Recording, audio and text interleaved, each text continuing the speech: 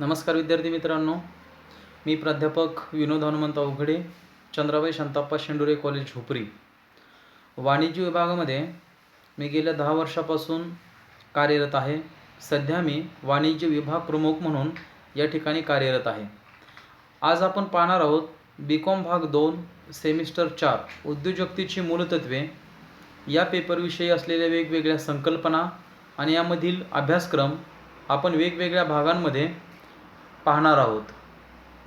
त्यामध्ये जी प्रकरणे एकूण असणार आहेत ती या पद्धतीने आहेत: कौटुंबिक व्यवसाय, सेवा उद्योजकता, कृषी उद्योजकता, व्यवसाय आराखडा, प्रकल्प अहवाल, प्रकल्प अहवालांचे नमुने, महिला उद्योजक, यशस्वी उद्योजक भाग 1 आणि यशस्वी उद्योजक भाग 2 असा हा 50 मार्कासाठी सिलेबस असणार आहे. त्याचा प्रश्नपत्रिकेचं स्वरूप जर आपण पाहिलं तर प्रश्न क्रमांक 1 ते प्रश्न क्रमांक 7 प्रत्येकी 10 मार्कासाठी विचारले जातील. प्रश्न क्रमांक 1 मध्ये आपल्याला शॉर्ट नोट विचारल्या जातील. 3 पैकी 2 लिहायचे आहेत, त्या प्रत्येकी 5 मार्काला असतील. आणि त्याच पद्धतीचा प्रश्न असेल प्रश्न क्रमांक 7, 3 टिपा विचारल्या जातील, त्यापैकी 2 लिहायच्या ज्या प्रत्येकी 5 मार्काला असतील. आणि प्रश्न क्रमांक 2 ते प्रश्न क्रमांक 6 याचं दीर्घोत्तरी स्वरूपामध्ये आपल्याला उत्तर लिहिणं आवश्यक आहे. म्हणजेच एकूण 50 मार्कासाठी हा सेमिस्टर 4चा सिलेबस आपल्याला देण्यात आलेला आहे. आता आपण पाहणार आहोत की प्रकरण क्रमांक 1 कौटुंबिक व्यवसाय.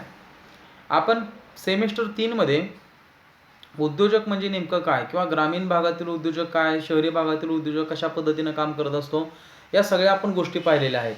आता आपण पाहणार आहोत की कौटुंबिक व्यवसाय नेमका कशा पद्धतीचा असतो. तर कौटुंबिक व्यवसाय हा एक अत्यंत महत्त्वाचा अर्थार्जन प्राप्तीचा आणि संपत्ती निर्मितीचा मार्ग आहे. प्रत्येक देशाच्या अर्थव्यवस्थेमध्ये कौटुंबिक व्यवसायाचे महत्त्व हे खूप आहे.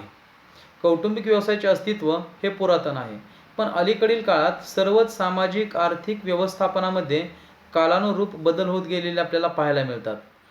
कौटुंबिक व्यवसायाचा अर्थ जर आपण पाहिला तर ज्या व्यवसायाची मालकी व नियंत्रण एकाच कुटुंबातील सदस्यांकडे असते त्यास कौटुंबिक व्यवसाय असे म्हणतात. त्यामध्ये ज्या आपण संकल्पना पाहणार आहोत त्यानुसार व्यवसायाची वैशिष्ट्ये काय आहेत, तर कुटुंबातील व्यक्तीच व्यवसायाची स्थापना करत असतात.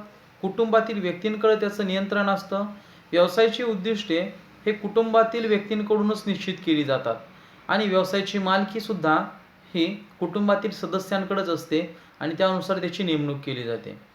कौटुंबिक व्यवसायाचे प्रकार जर आपण पाहिले तर कौटुंबिक मालकी असणारा व्यवसाय, कौटुंबिक मालकी आणि व्यवस्थापन असलेला व्यवसाय आणि कुटुंबातील व्यक्तींद्वारेच नेतृत्व असणारा व्यवसाय. आता कौटुंबिक व्यवसायाचे फायदे जर आपण पाहिले तर समान मूल्य, म्हणजे प्रत्येक व्यक्तीला समान पद्धतीनं त्याचा नफा किंवा तत्व हे आधारलेले असतात. जबाबदारी आणि अधिकारसुद्धा समान पद्धतीने दिलेले असतात आणि बांधिलकी निर्माण असतं आणि परस्परांमध्ये विश्वासाचं वातावरण असल्यामुळं एकनिष्ठतेने सगळी व्यक्ती काम करतात आणि खर्चात बचत होते. सदृढ कार्य वातावरण तयार होतं आणि प्रत्येक व्यक्तीकडे असलेल्या अनुभवाचा आणि चांगल्या संबंधाचा फायदा या कुटुंब व्यवसायासाठी होत असतो. कौटुंबिक व्यवसायाचे तोटे जर आपण पाहिले तर एकतर मोबदल्यावरून वाद निर्माण होण्याची शक्यता असते. नियंत्रण नेमकं कोणी करायचं याचाही त्या ठिकाणी साशंकता असते. संधीची असमानता जाणवते आणि व्यावसायिकतेचा अभाव जाणवतो आणि परिणामस्वरूप वादविवाद निर्माण होण्याची शक्यता ही त्या ठिकाणी असते. आपण जर भारतातील कौटुंबिक व्यवसायातील आव्हाने जर आपण पाहिले तर आंतरसंबंधातील विरोधाचं आव्हान त्या ठिकाणी निर्माण होत असतं. म्हणजे एकाच कुटुंबातील व्यक्ती असल्यामुळं परस्परांमध्ये त्यांचे विरोधाभास निर्माण होण्याची शक्यता असते आणि व्यवस्थापन करत असताना वारसदार नेमका कोण असावा हे सुद्धा आव्हान निर्माण होते आणि त्यामुळं काय होतंय की भावंडांमध्ये संघर्ष निर्माण होतोय. कुटुंब आणि व्यवसायामध्ये फारकत होण्याची संभावना निर्माण होत असते आणि जर बदल जर स्वीकारायचे असतील, कोणतेही बदल करायचे असतील उत्पादनाला अनुसरून, तर त्याविषयी मानसिकता तयार होत नाही आणि नवीन पिढीस संधी देण्याचं आव्हानसुद्धा मोठ्या प्रमाणात उभं राहत असतं आणि त्याचा परिणाम कशावरती होत असतो तर व्यावसायिकतेवरती.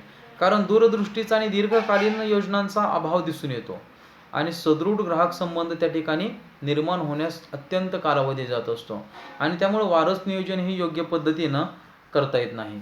आता वारस नियोजन म्हणजे आपण काय पाहूया की वारस नियोजन म्हणजे अशी प्रक्रिया आहे की ज्यामध्ये कुटुंबाच्या सदस्यांपैकी कोणत्या एका सदस्याकडे मालक किंवा नेता बनण्याची क्षमता आहे किंवा तो सक्षम आहे ते ओळखणे व ती विकसित करण्याचा प्रयत्न म्हणजे वारस नियोजन होय.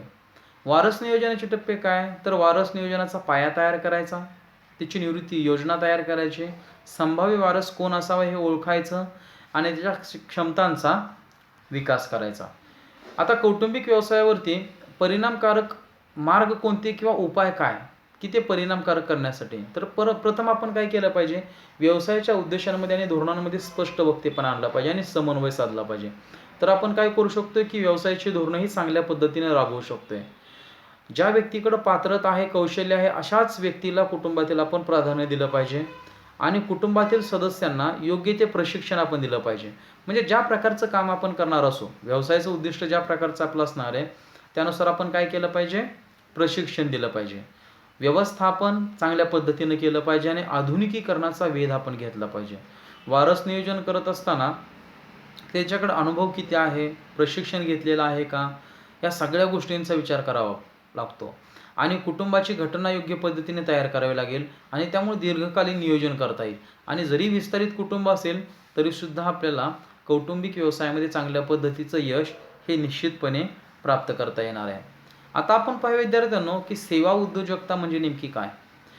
तर सध्या बाजारपेठांमध्ये म्हणजे स्थानिक बाजारपेठा असतील किंवा कोणत्याही तर बाजारपेठांमध्ये सर्व्हिस सेक्टर किंवा ज्याला आपण सेवा उद्योजकता जी म्हणतो त्याचं प्रचंड प्रमाण आहे की कोणत्याही देशाच्या अर्थव्यवस्थेमध्ये उद्योजकतेला सर्वाधिक महत्त्व असतं.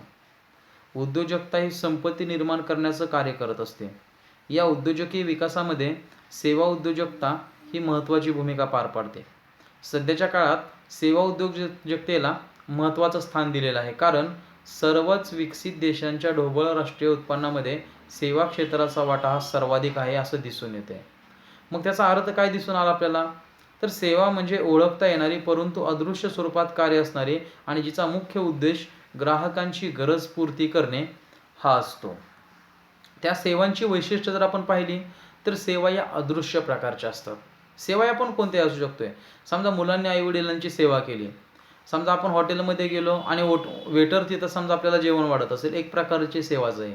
पण अदृश्य स्वरूपामध्ये काही सेवा केल्या जातात. नाशवंतपणा आहे सेवांमध्ये. समजा एखाद्या ठिकाणावरून दुसऱ्या ठिकाणी आपल्याला एस टीनं जायचं आहे, आपण जाताना एस टीत बसलो आणि ज्या ठिकाणी प्रवासाचं ठिकाण आपलं संपतंय त्या ठिकाणी आपण उतरतो, म्हणजे प्रवासाची सेवा तिथं समाप्त आली. असं नाही की आपण ते वाहनच घेऊन जात नसतो, तिथं सेवा संपुष्टात येते.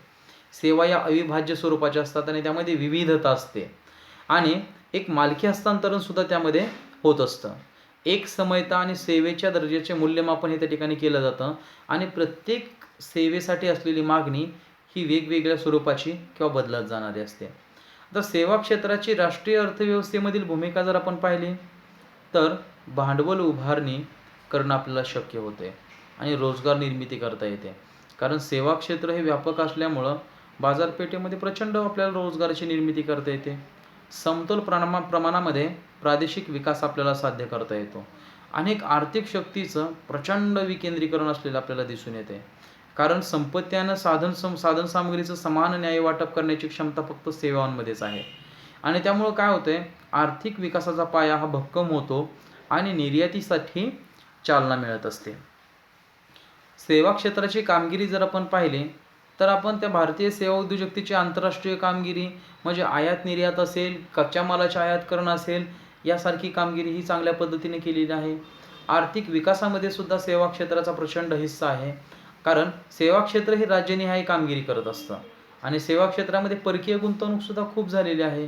म्हणजे 2005 पासून जर आपण बघितलं तर FDIच्या माध्यमातून सर्व्हिस सेक्टरमध्ये प्रचंड गुंतवणुकीचं प्रमाण वाढलेलं आहे आणि भारताची सेवा निर्यात करण्यावरती जास्तीत जास्त भर आहे आणि त्यामुळे रोजगाराच्या प्रमाणावरती त्याचा अनुकूल परिणाम होत आहे. सेवा क्षेत्रातील उद्योजकतेच्या संधी जर आपण पाहिल्या, समजा विशेषतः वैयक्तिक निगा सेवा किंवा उपभोक्ता सेवा जर आपण पाहिल्या तर आपण कुठल्या ना कुठल्या कामासाठी वेगवेगळ्या ठिकाणी जात असतो आणि समाजामध्ये जगत असताना समजा हॉटेल व्यावसायिक म्हणजे खाद्यान्न सेवा, निवारा सेवा, राहण्याच्या मनोरंजन सेवा असतील, ज्यामध्ये समजा वेगवेगळे सांस्कृतिक सभागृह असतील किंवा आपण त्याला टॉकीज असं म्हणू शकतोय. संदेशवहन सेवा म्हणजे टेलिकम्युनिकेशनच्या सेवा ज्या असतील त्यासुद्धा सेवा क्षेत्राच्या अंतर्गतच दिल्या जातात. वेगवेगळ्या पर्यटन ठिकाणी वाहतुकीच्या सेवा किंवा त्या ठिकाणी खरेदी विक्री उपलब्ध करून देण्यासाठी पर्यटन सेवा दिल्या जातात. वाहतूक सेवा आणि आरोग्य सेवा पुरवल्या जातात. शिक्षण सेवाच्या अंतर्गत वेगवेगळे डिग्रीज, डिप्लोमा, PG कोर्सेस उपलब्ध करून दिले जातात.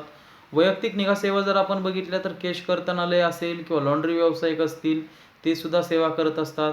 वित्तीय आणि विमा सेवा विचारात घेत असताना वेगवेगळ्या बँका ह्या विम्याच्या पण सेवा उपलब्ध करून देत असतात आणि फायनान्स सर्व्हिसेस उपलब्ध करून देतात. आणि वेगवेगळ्या कायदेविषयक सेवासुद्धा समाजासाठी अत्यंत उपयोगी असतात. व्यावसायिक आणि औद्योगिक सेवा जर आपण पाहिल्या तर अभियांत्रिकी सेवा. समजा आपल्याला एखादं घर बांधायचं तर आपण काय करतो, त्या इंजिनियरकडे जातो आणि त्याच्याकडून त्याचा प्लॅन तयार करून घेतो, म्हणजे अभियांत्रिकी सेवा. वितरण साखळीमध्ये म्हणजे काय, उत्पादित ठिकाणापासून प्रत्यक्ष ग्राहकांपर्यंत वस्तूंची उपलब्धता करून देण्यासाठी ज्या ज्या कार्यांची मदत घेतली जाते ती वितरण सेवा. आपल्या उत्पादनाची जास्त विक्री व्हावी यासाठी जाहिरात करणं, मध्यस्थ आणि प्रतिनिधींच्या माध्यमातून विक्री करणं, संशोधन करणं, सातत्यानं नवीन वस्तूंचा शोध घेत राहणं आणि ती उत्पादनं उपलब्ध करून देणं, संग्रहण व्यवस्थेच्या सेवा उपलब्ध करून देणं. म्हणजे आज ॲग्रिकल्चर व्हेजिटेबल्स जर आपण पाहिले तर पालेभाज्या फळभाज्या स्टोअर करण्यासाठी मोठे मोठे कोल्ड स्टोरेज आज उपलब्ध करून दिलेले आहेत. आणि कार्यालयीन कामकाज म्हणजे ऑफिशियल ज्या काही सर्व्हिसेस असतील त्यासुद्धा यामधून उपलब्ध करून दिल्या जातात. अशा पद्धतीचा हा पहिला भाग आहे उद्योजकतेची मूलतत्वे या विषयातील. उर्वरित संकल्पना घेऊन आपण पुढील भागात भेटूया. धन्यवाद.